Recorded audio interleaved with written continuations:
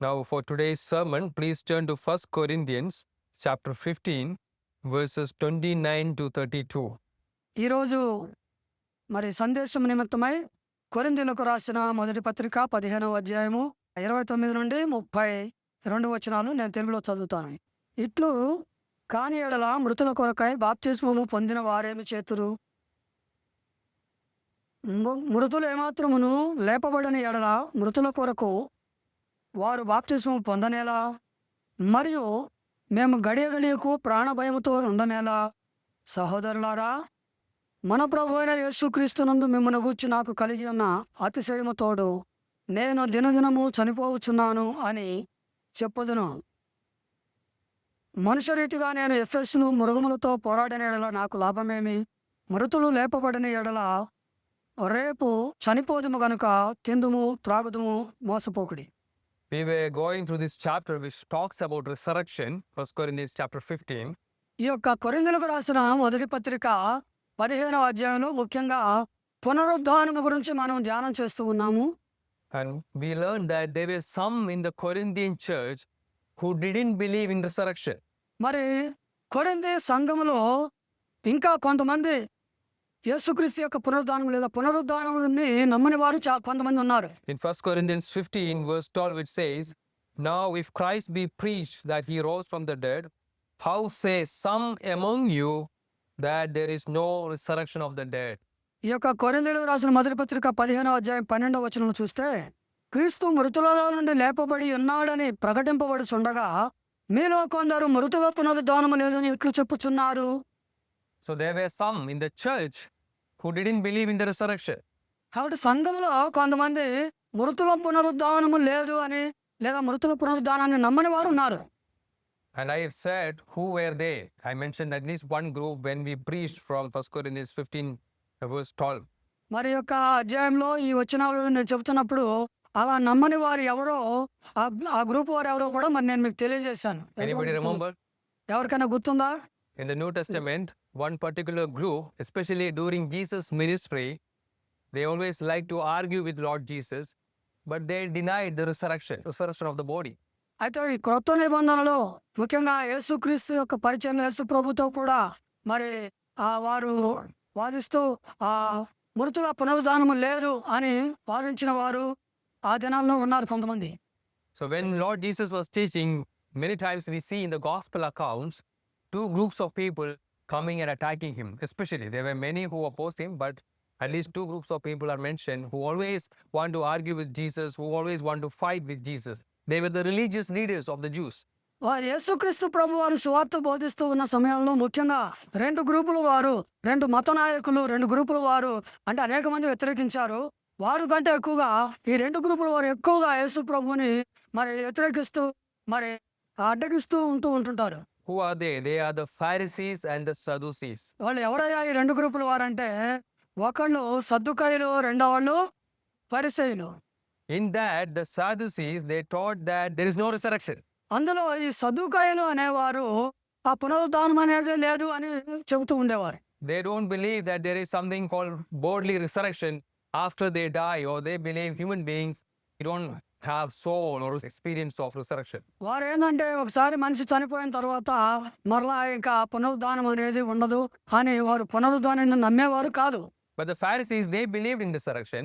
అయితే పరిచయులు వీళ్ళు పునరుద్ధానాన్ని నమ్ముతారు. But then they also believe a lot on the traditions of men, the writings of Jewish leaders, and they try to add and give a lot of importance to the traditions of men.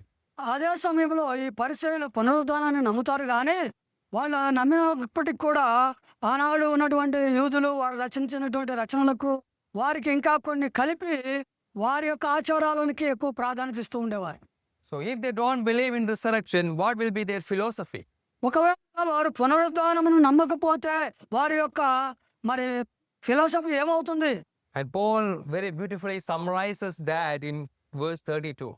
కాబట్టి ఆ విషయాన్ని చెప్పడానికి 32వ వచనంలో పౌలు చాలా స్పష్టంగా తెలియజేశాడు. So their philosophy is, for those who don't believe in resurrection, it is simply this: let us eat and drink, tomorrow we die. ఎవరైతే ఈ పునరుద్ధానాన్ని నమ్మరో వారి యొక్క ఆలోచన విధానము, తత్వం ఎట్లా ఉంటుందయ్యా అంటే, ఇదిగో మనం చనిపోతాం కాబట్టి తినుము, త్రాగుదుము, రేపు చనిపోతాం కాబట్టి ఈరోజు తిందాం, తాగుదాం అన్న ఆలోచనలో, ఆ ధ్యాసలో ఉంటారు వారు. When you hear that, it sounds nice, right? తినుము, తాగుము అని అనుకున్నప్పుడు వినడానికి బాగుంది కదా ఇది. I'm sure all of you enjoy eating. అందరికి కూడా తినడం ఇష్టమే అని నేను అనుకుంటున్నా. I'm sure many of you like to drink a lot. అట్లాగే త్రాగడం కూడా, మరి ఎక్కువగా తాగడం కూడా చాలా మందికి ఇష్టం.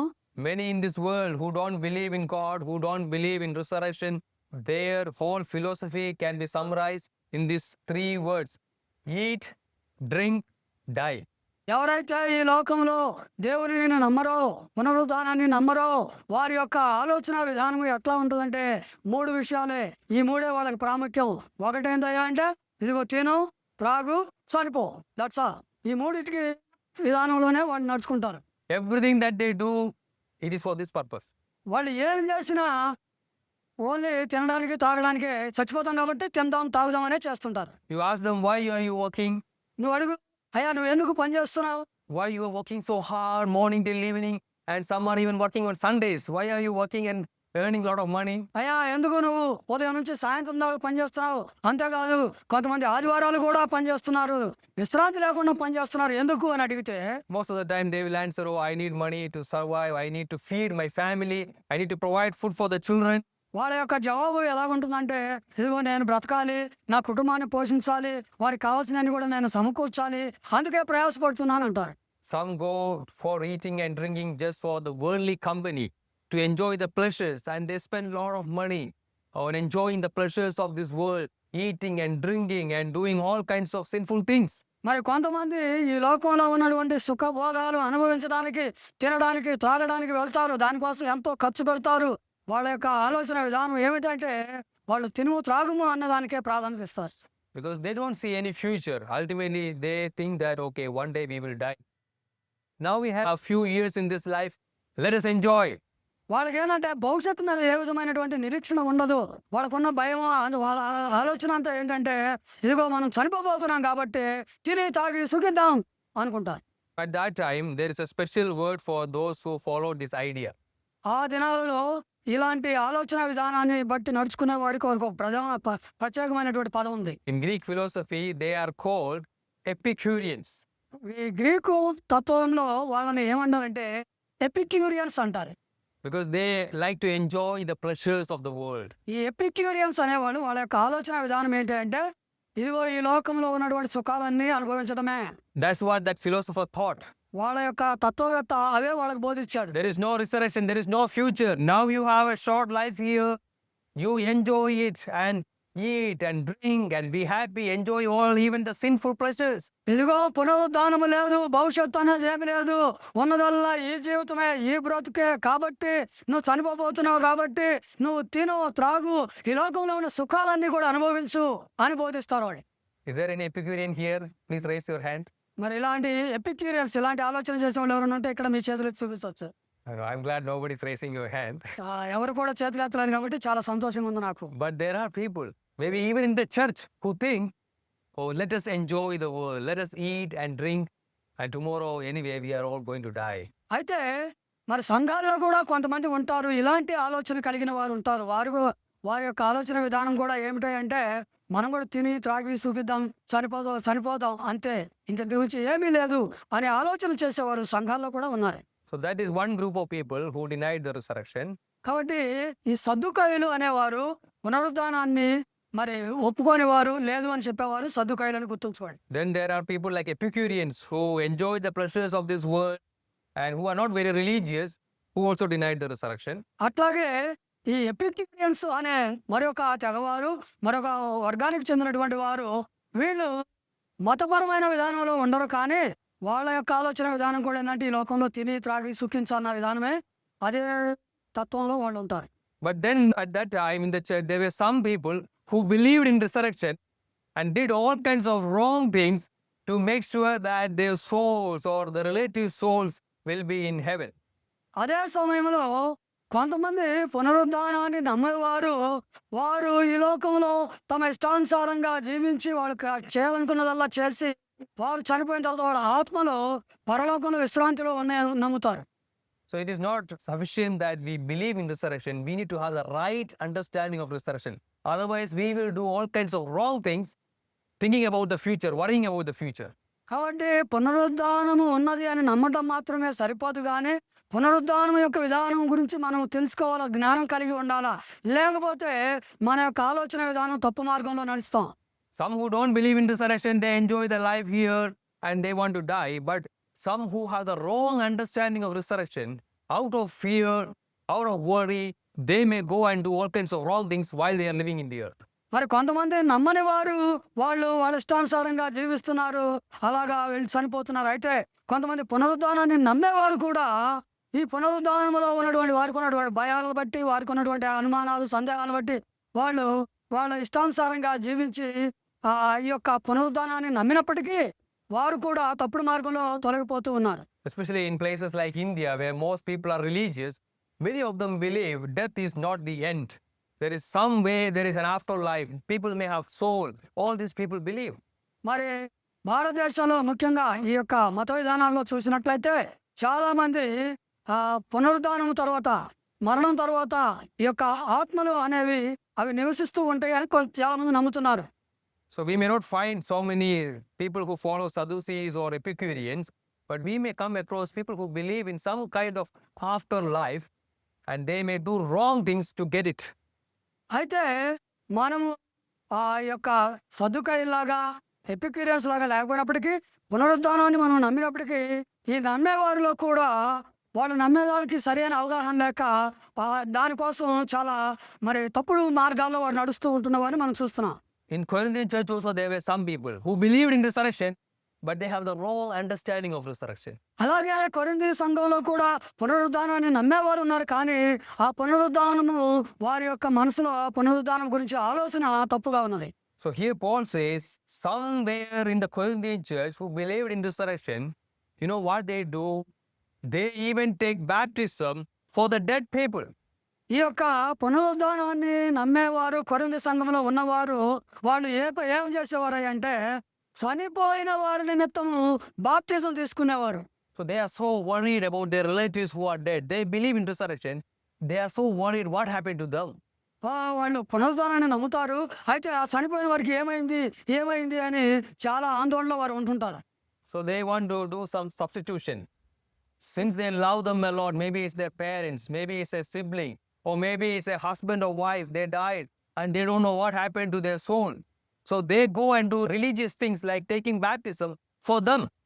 ఇప్పుడు వాళ్ళు అలాగా పునరుద్ధానాన్ని నమ్మినప్పటికీ ఆ చనిపోయిన వారు కుటుంబ సభ్యులు అయి ఉండొచ్చు, భర్త భార్య అయి ఉండొచ్చు, బంధువులు అయి ఉండొచ్చు, లేదా పొరుగు మరి బాగా సమీపస్తులు అయి ఉండొచ్చు.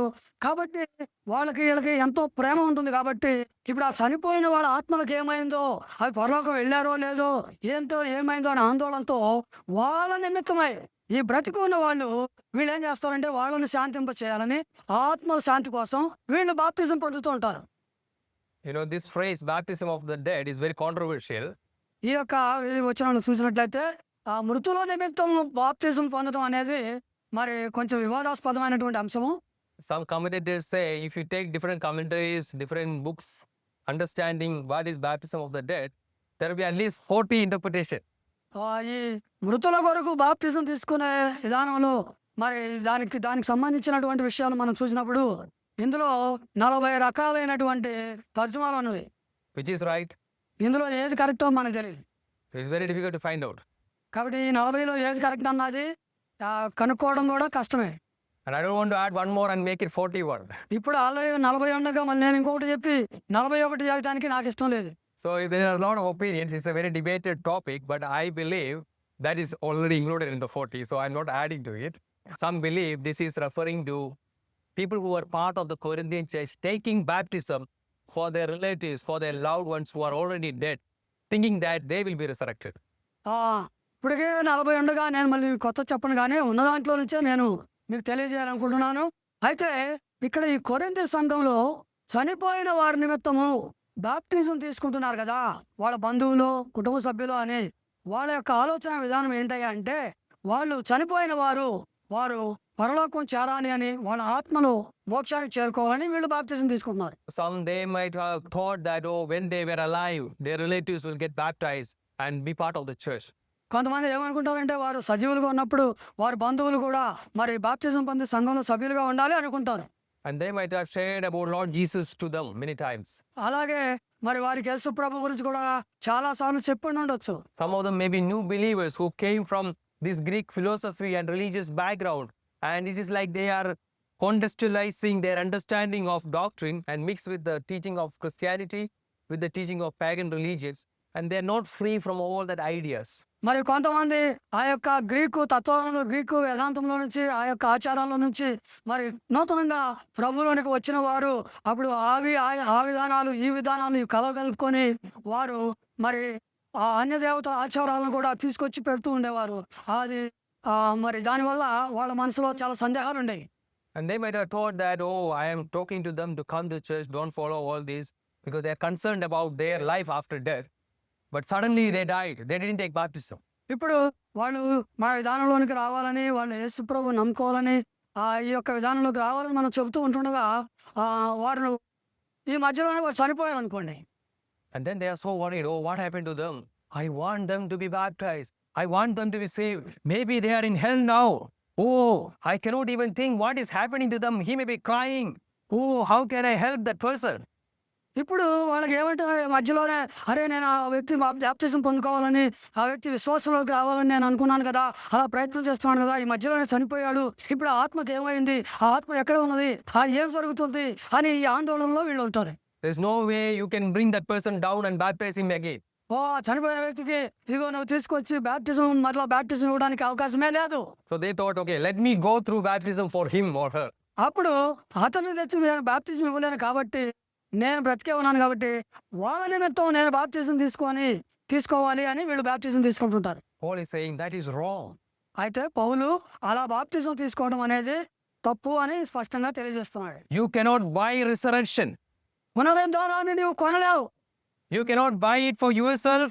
You cannot buy it for others.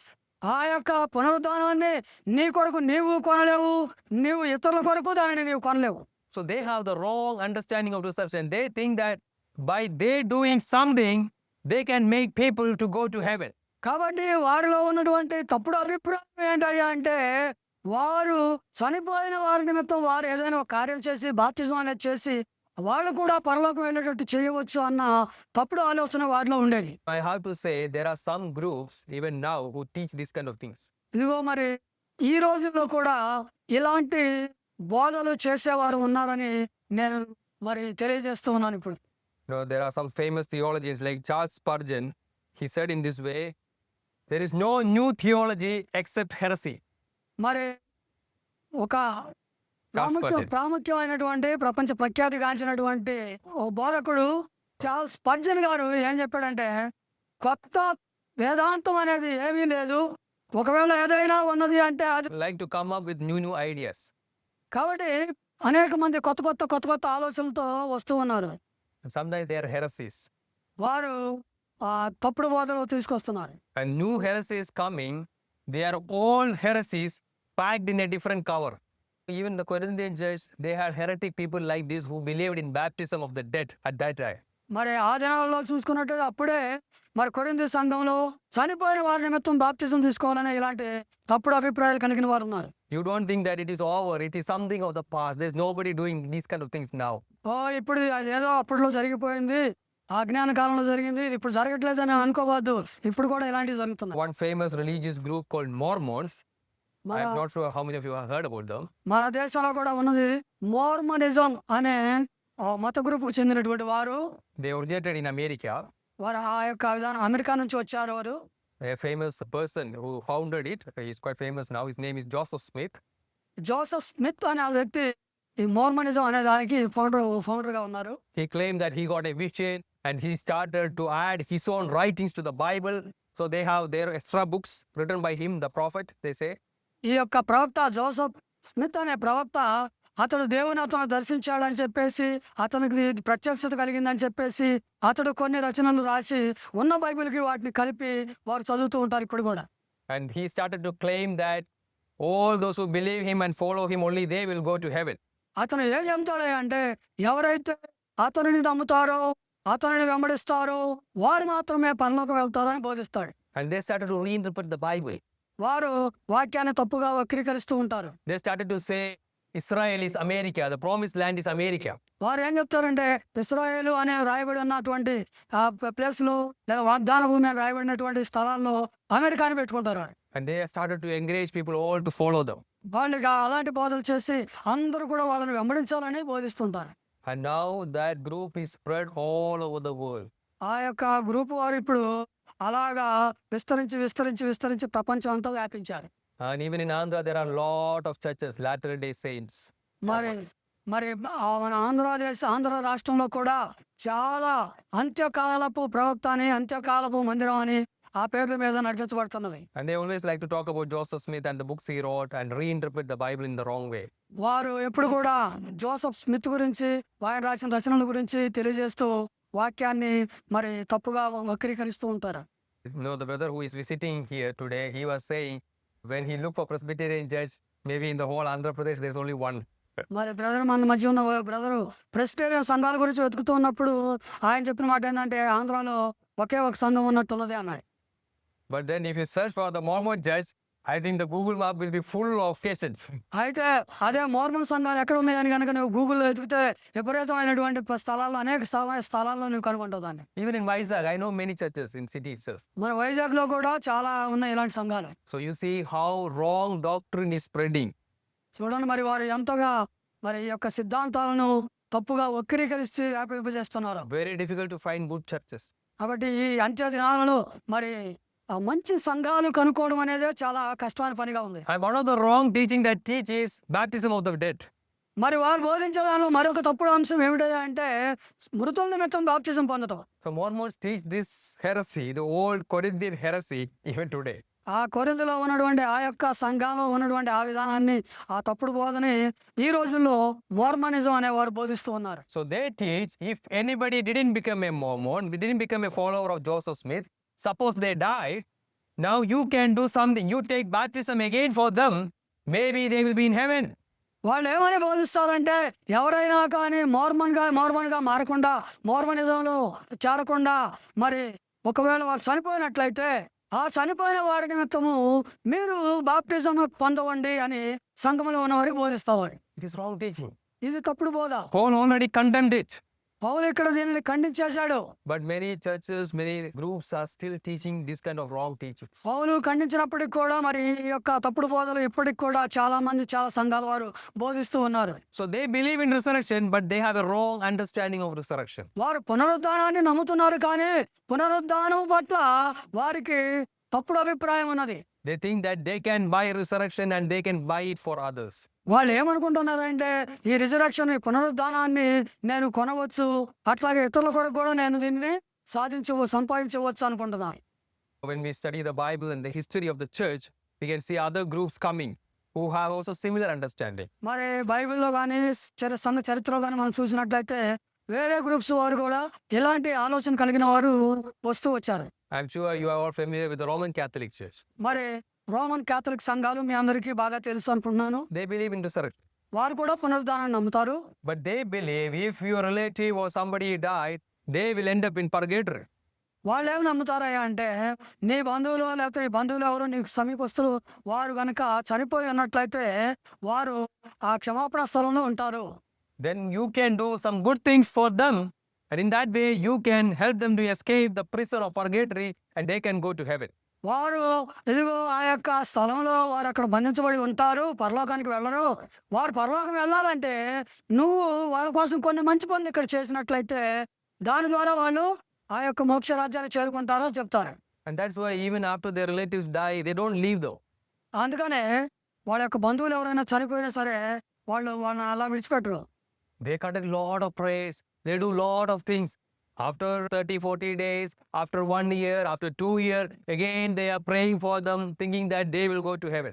వాళ్ళ కోసము 40 రోజులు ప్రార్థన చేయడము, లేదా సంవత్సరం తర్వాత ప్రార్థన చేయడము, ఆ తర్వాత అప్పుడప్పుడు ప్రార్థన వాళ్ళ గురించి జ్ఞాపకం చేసుకుంటూ ప్రార్థన చేస్తూ అలా అనేక పర్యాయాలు వాళ్ళు ప్రార్థన చేసిన తర్వాత ఆ ప్రార్థనలన్నిటిని బట్టి వాళ్ళు పరలోకి వెళ్తారని నమ్ముతారు. So they also believe resurrection can be bought. It's like a ritual. They do some things, maybe they can get resurrection for others.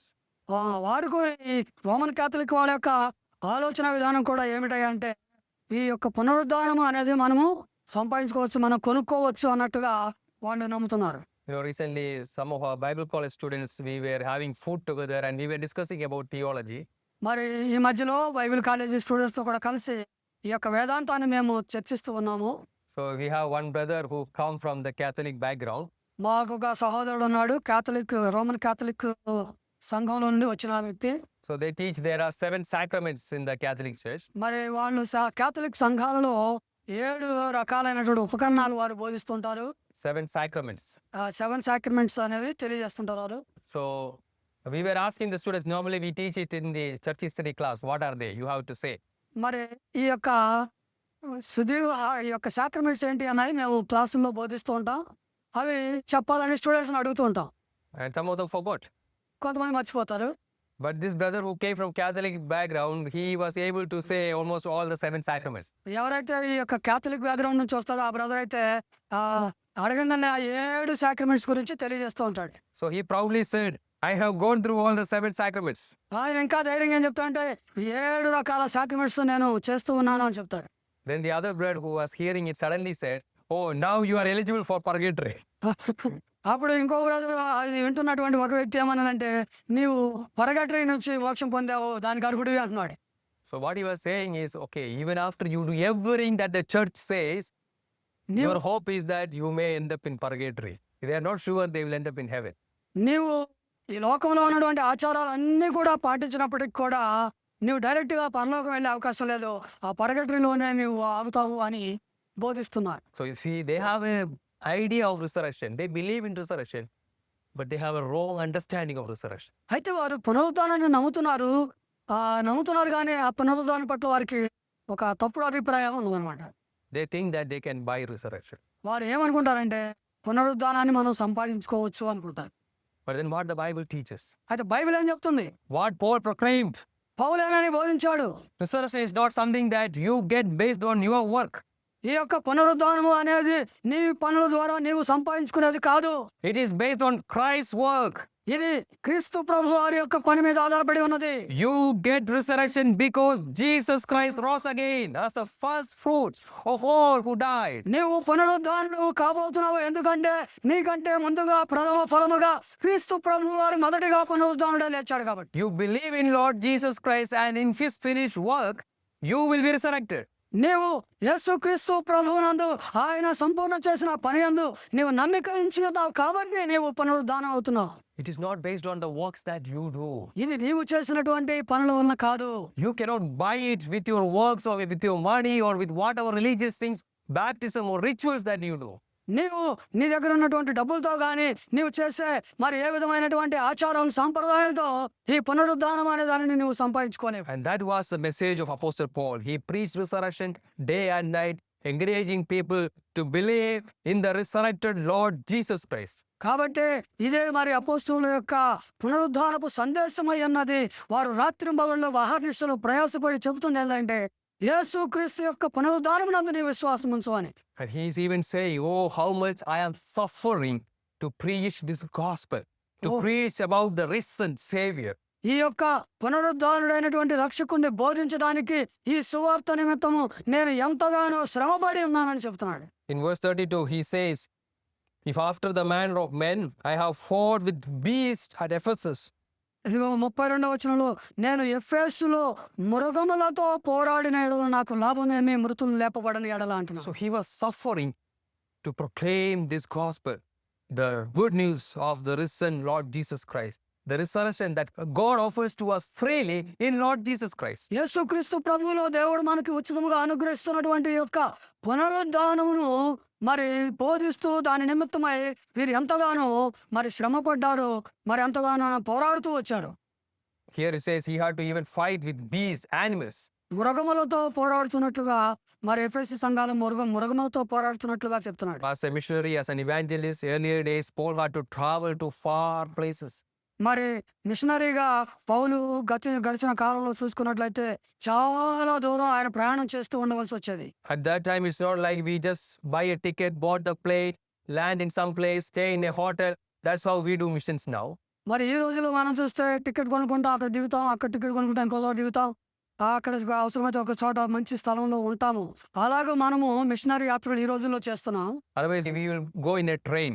లేదంటే మనం ట్రైన్లో ప్రయాణం చేస్తాం. Otherwise, we go in a bike or car to far places. ఇంకా దూర ప్రాంతాలకు ఒకవేళ వెళ్ళాలనుకుంటే మనం మన బైక్ మీదో కారు మీదో వెళ్తూ ఉంటాం. But at that time, the life of missionaries were very dangerous. అయితే ఆ రోజుల్లో చూసుకున్నట్లయితే ఈ మిషనరీ పరిచర్య అనేది వారి యొక్క జీవితం చాలా ప్రమాదకరంగా ఉండేది. Many places they have to walk. ఎందుకంటే వారు ఈ ప్రాంతాలన్నిటికీ నడిచే వెళ్ళాలి ఎక్కువగా. Not only daytime, even nighttime. కేవలం పగలే కాదు, రాత్రులు కూడా ప్రయాణం చేస్తూ ఉండవలసి వచ్చేది. And there's no electricity. Imagine walking in nighttime without electricity. Current లేకుండా చీకటి మార్గాల్లో నడవటం అనేది ఒకసారి ఊహించుకోండి. They have to go through forests. వాళ్ళు అడవుల్లో గుండా వెళ్ళిపోవాల్సి వచ్చేది. They have to board ship. Many of them traveled by ship. Paul also took ship to go to many places. మరి ఎక్కువగా మరి పడవల్లో ఓడల్లో వాళ్ళు ప్రయాణం చేసేవారు. పౌలు కూడా ఎక్కువ సార్లు ప్రయాణాలు ఓడలో చేశాడు. And when you board a ship, you don't even know whether you will reach the place. నువ్వు You will end the journey. నీవు ఆ పడవ ఎక్కిన తర్వాత లేదా ఆ యొక్క ఓడ ఎక్కిన తర్వాత నువ్వు ఆ గమ్యానికి చేరుతావు అనేది కూడా తెలియదు. Sometimes you may think that all these are easy things. కొన్నిసార్లు మీరు అనుకోవచ్చు ఇదంతా చాలా సులభమైన పని అండి అని. You board a ship, sometimes it takes 2-3 months to reach a place. నువ్వు ఎక్కినటువంటి ఆ యొక్క ఓడ నీ గమ్యస్థానానికి చేరడానికి 2-3 నెలలు పట్టొచ్చు. Then sudden wind or some issues happen to the boat, it may crash. ఈ ప్రయాణంలో మార్గ మధ్యంలో సడన్గా మరి పెద్ద పెద్ద పెనుగాలులు రావచ్చు, తుఫానులు రావచ్చు. ఆ గాలులకి మరి పడవలు ఇరిగిపోవచ్చు ఓడవు. Even in the modern age, the biggest ship that man made, Titanic, it got immersed under the sea. ఈ యొక్క ఆధునిక కాలంలోనే అత్యంత పెద్ద ఓడైనటువంటి టైటానిక్ షిప్ కూడా మరి సముద్రంలో మునిగిపోయినట్లుగా మనం చూస్తున్నాం. And imagine the old ships, they were not made with so much of sophisticated technology. The chance that they may get drowned is very high. మరి ఆధునిక కాలంలోనే ఇలాగుంటే ప్రాచీన కాలంలో ఉన్నటువంటి ఆ యొక్క ఓడలు ఎలా ఉండేవి, మరి వాళ్ళ యొక్క నాలెడ్జి, వాళ్ళ యొక్క ఆధునిక పరికరాలు అవన్నీ కూడా ఆలోచించండి ఎట్లా ఉండేదో. In Acts 28, it is written that one ship that Paul traveled, it got drowned in that way, got shipwreck. మరి Acts chapter 28. అపోస్తల కార్యాలు 28వ అధ్యాయంలో మనం చూసినట్లయితే ఆ ఒక పౌలు ఎక్కినటువంటి ఒక ఓడ మరి వరదలో ఇరుక్కుపోయినట్టుగా చూస్తున్నాం. And after that, he went to an island, and there it was so cold, and then he gathered bundle of sticks, and it was very cold, and they were getting some fire by gathering sticks and putting it into fire. ఆ యొక్క రోజుల్లో మరి ఆ అనారికులు దీపములు మా ఉపచారం ఇదినంత కాలువై వాళ్ళు అక్కడ ఆ యొక్క నిప్పు రాజబెట్టుకొని దాంట్లో చలి కాసుకుంటూ ఉండేవారు. So we can see, if you read the previous chapter, chapter 27, from verse 40 onwards, we can see the record is mentioned where the shipwreck happened. Verse 44, and the rest, some on boards and some on broken pieces of the ship. And so it came to pass that they escaped, and some landed in some islands. ఈ యొక్క 44వ వచనంలో మనం చూసినట్లయితే కడమ వారిలో కొందరు పలకల మీదనో కొందరు ఓడ చెక్కల మీదనో పోవాలనని ఆజ్ఞాపించను. ఇలాగ అందరూ తప్పించుకొని చెదిరిపోయేది. And after that shipwreck, maybe they swam, some held to the pieces of the ship, and somehow they ended in an island called Melita.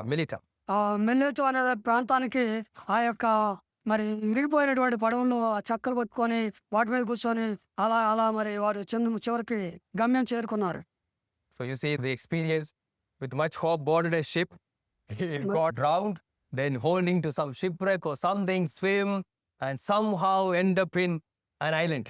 చూడండి మరి వాళ్ళు బయలుదేరటము మధ్యలో మరి అది మునిగిపోవడము, దానివల్ల వాళ్ళు ఆ యొక్క ఓడ చెక్కల్ని అట్లు ఇట్లు పట్టుకొని ఈదుకుంటూ మొత్తానికి ఎంతో శ్రమపడి ఆ దీవులు దాటుకొని పోవాల్సి వచ్చాయి. And it is very cold.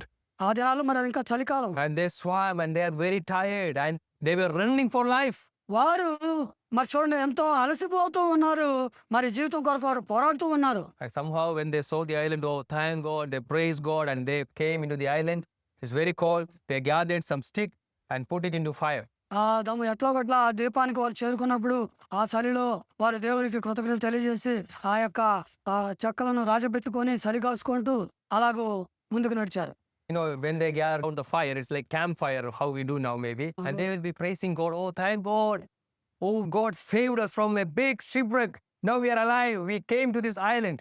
వాళ్ళు అలాగా మరి ఆ చలిమంటలాగా వేసుకొని మనం కూడా క్యాంప్ ఫైర్‌లో చేస్తూ ఉంటాం కదా! ఆ టైప్‌లో వాళ్ళు కూడా అందరూ ఆ చలిమంట చుట్టూ చేరి, ఆ దేవునికి స్తోత్రం, పెద్ద ప్రమాదం నుంచి మేము తప్పించబడ్డాం. మరి ఇక్కడికి క్షేమంగా వచ్చామని దేవుడిని స్తుతిస్తూ ఉండేవాళ్ళు. And they were rejoicing that they escaped and they can carry on with the work. వారు ప్రమాదం నుంచి తప్పించబడి, వారు చేస్తున్నటువంటి ఆ పనిని మరి ఇంకా ముందుకు తీసుకువెళ్తున్నందుకు ఎంతగానో దేవుని యందు వారు స్తుతించేవారు. But the trouble didn't end there. అయితే వారికి సమస్యలు అక్కడి నుంచి ఆగిపోలేదు. From the fire, a venomous snake came out. ఆ యొక్క అగ్నిలో నుండి అమాంతంగా ఒక పాము వచ్చి ఈ యొక్క ఆ పౌలు యొక్క చేతిని పట్టుకుంది. And here it says, this snake, he caught the hand of Apostle Paul. ఈ యొక్క పాము సర్పము అపోస్తలుడైనటువంటి పౌలు యొక్క చేతిని పట్టుకొని ఉన్నది. And everybody thought that, oh, this snake will bite Apostle Paul and he may die. అక్కడ ఉన్న వాళ్ళందరూ చూసి అయ్యో ఈ పాము అతను కరిచేసింది, ఇంకా అతను సరిపోతాడు అని అనుకున్నారు. Poisonous snake coming out of fire and holding to your body. So చాలా విషపూరితమైనటువంటి పాము సర్పము అగ్నిలో నుండి బయటకు వచ్చి నిన్ను పట్టుకుంది అనుకోండి, ఎలా ఉంటుంది ఊహించండి.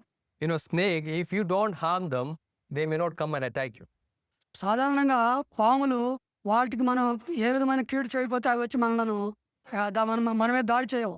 But if you try to kill him, or if the snake is in big trouble, you try to do something, it will definitely try to kill you also. It will attack you.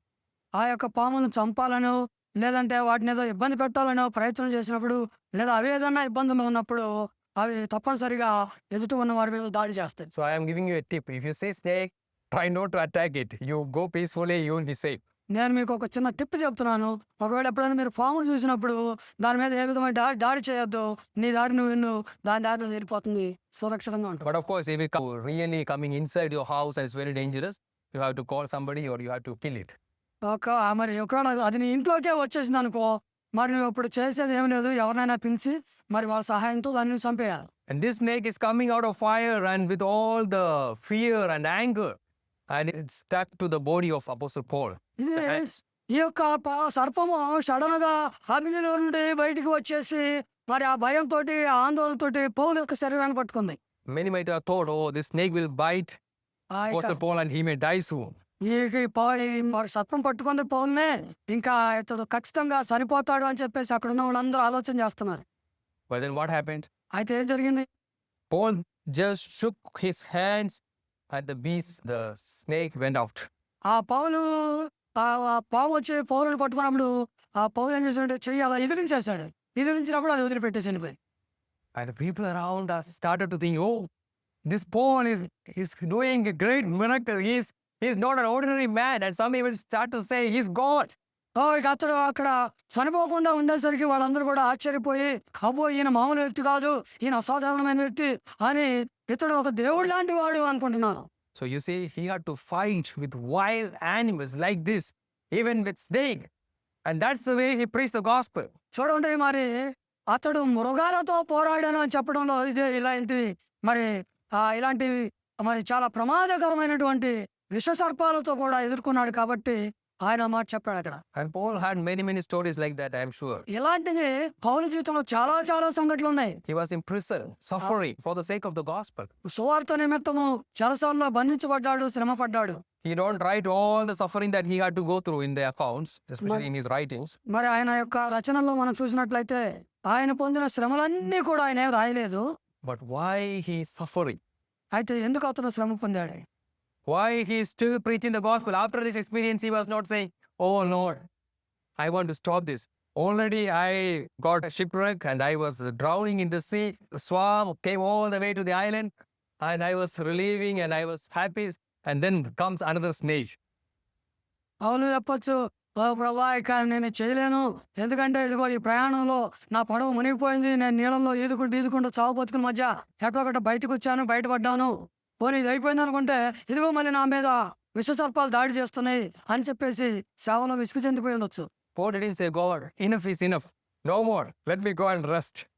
పౌలు మాత్రము, ప్రభువా ఇదిగో జరిగింది ఏదో జరిగిపోయింది, ఇక చాలు, నన్ను వెళ్ళి విశ్రాంతి తీసుకొని అని చెప్పలేదు. Some of us are like that. కొంతమంది అయితే అలాగే చెప్తారు. Sometimes we go to preach the gospel, we start a ministry, opposition come, problems come, difficulties come, we say, oh, let me quit. Enough is enough. కొంతమంది ఏం చేస్తారంటే సువార్త చెప్పడానికి వెళ్ళినప్పుడు అక్కడ ఏమైనా వ్యతిరేకతలు వచ్చినప్పుడు, దాడులు జరిగినప్పుడు, శ్రమ పొందినప్పుడు ఇక అక్కడితోటి వాళ్ళు ఏమంటారంటే జరిగింది ఏదో జరిగిపోయింది. ఇక నుంచి నేను ఈ పని నుంచి విరమించుకుంటున్నానని చెప్తారు. I submit my resignation, God. ఇది దేవుడికి నా యొక్క రెసిగ్నేషన్ ఇస్తున్నానని చెప్తున్నా. It's like how we change our job. ఇది ఎట్లా అంటే నా ఉద్యోగం, ఈ ఉద్యోగం నాకు నచ్చలేదు, ఇంకో ఉద్యోగంలోకి వెళ్తున్నాను అన్నట్టుగా అలాగా మారుస్తూ ఉంటారు. This is too much for me to handle. దీన్ని భరించడం నా వల్ల కాదు. But Paul was not like that. అయితే పౌలు అలా చెప్పలే. The more suffering he came, the more he became passionate about preaching the gospel. ఆయన జీవితంలో ఎక్కువ శ్రమలు వచ్చే కొంది, శ్రమలు కలుగుతూ ఉండే కొంది సువార్త పట్ల మరి ఎక్కువగా ఆసక్తి కలిగి ఆశతో ప్రకటించేవాడు. That's why he said, oh, you see how much I am suffering because I believe in Christ's resurrection. అందుకే మరి ఆయన చెప్తున్నాడు, చూడండి నేను ఎంతగా శ్రమ పొందుతున్నాను. ఎందుకనంటే ఇది నేను క్రీస్తు యొక్క పునరుద్ధానాన్ని నేను నమ్మాను కాబట్టి. He was always passionate about preaching about the risen Lord Savior Jesus Christ. పునరుద్ధానుడైనటువంటి రక్షకుడైన యేసుక్రీస్తును ప్రకటించడంలో అతడు ఎప్పటికి కూడా ఆసక్తి కలిగిన వాడిగా ఉన్నాడు. Shipwreck, accident, snake, poverty, prison, all this cannot stop me from preaching the gospel. పడవ మునిగిపోవడమే కానీ, అది మరి పాములు దాడి చేయడమే కానీ, లేదంటే ప్రమాదాలు జరగడమే కానీ, మరి ఏవి కూడా నన్ను సువార్త పని నుండి నన్ను ఆపలేకపోయినవి. He was willing to suffer to proclaim the good news of salvation. ఎందుకంటే ఈ యొక్క రక్షణ కూర్చున్నటువంటి ఈ శుభవార్తమానాన్ని ప్రకటించడానికి ఆయన ఎప్పుడు కూడా ఎంతో ఆసక్తి కలిగిన వాడిగా ఉన్నాడు. Because he had full confidence that the troubles, the persecution, the difficulties in this world, all will come to an end. There will be a day where he will die and will be in the presence of God. ఎందుకంటే ఈ లోకంలో వచ్చే ప్రతి శ్రమ, ప్రతి ఇబ్బంది కూడా ఒకరోజు అది ఆగిపోతుంది. ఆ ఒక రోజు ఉన్నది ఆయన నిత్యత్వం కూడా దేవునితో కూడా ఉండబోయే రోజు వస్తుందని గ్రహించాడు. He believed in the gift of salvation offered to us in Christ Jesus. He believed it with 100% confidence. ఇదిగో 100% నమ్మకంతో ఆ యొక్క పునరుద్ధానాన్ని నమ్మాడు. ఆ నమ్మిన సిద్ధాంతాన్ని ధైర్యంగా బోధించాడు. And that's how he lived a transformed life. He experienced the power of resurrection. ఆ విధంగా ఆయన రూపాంతరం చెందినటువంటి జీవితాన్ని జీవించాడు.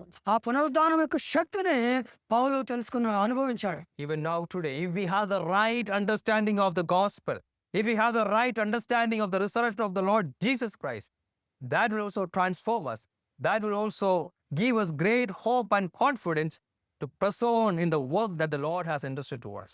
ఈవెన్ మరి ఈ రోజుల్లో కూడా మనం గమనించినట్లయితే మనము యేసుక్రీస్తు యొక్క రక్షణ పట్లను, ఆయన యొక్క పునరుద్ధానం పట్లను సరి అయినటువంటి అవగాహన కలిగి ఉన్నట్లయితే ఆ యొక్క అవగాహన మనలో కూడా రూపాంతరాన్ని తీసుకువచ్చి ఆయన కొరకు జీవించే ఆ యొక్క శక్తి సామర్థ్యాలను మనకు అనుగ్రహిస్తుంది. Today, as you hear about the resurrection of Lord Jesus again, మరి ఈరోజు ప్రభు యొక్క పునరుద్ధానం గురించి మరొకసారి నీవు విన్నావు. trust in Lord Jesus Christ. యేసుక్రీస్తునందు నమ్మిక ఉంచండి. Have full assurance that Christ died for you. He rose again, and believe in him and have full confidence that if you die today, you will be in the presence of God. ఇదిగో ఆ యేసుక్రీస్తు ప్రభు వారి నీ నిమిత్తము మరణించాడని, ఆయన సమాధి చేయబడి తిరిగి లేచాడని విశ్వసించండి.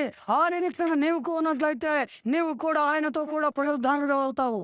You cannot buy resurrection by the things that you do.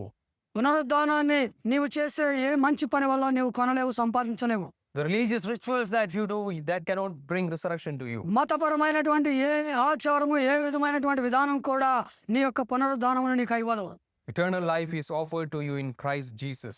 నిత్య జీవము అనేది యేసుక్రీస్తులోనే నీకు ఆ బహుమానముగా అనుగ్రహించబడుతుంది. So I encourage you all to have the same confidence like Apostle Paul in the finished work of our Lord and Savior. అపోస్తలుడైనటువంటి పౌలు క్రీస్తు యొక్క మరి పరిపూర్ణమైనటువంటి ఆ యొక్క పని, సమాప్తమైనటువంటి ఆ పని యందు విశ్వాసం ఉంచినట్లుగా ఇక్కడ ఉన్న మీరందరూ కూడా అలాంటి విశ్వాసం కలిగి ఉండాలని మిమ్మల్ని ప్రోత్సహిస్తున్నాను. May Lord bless us with these words.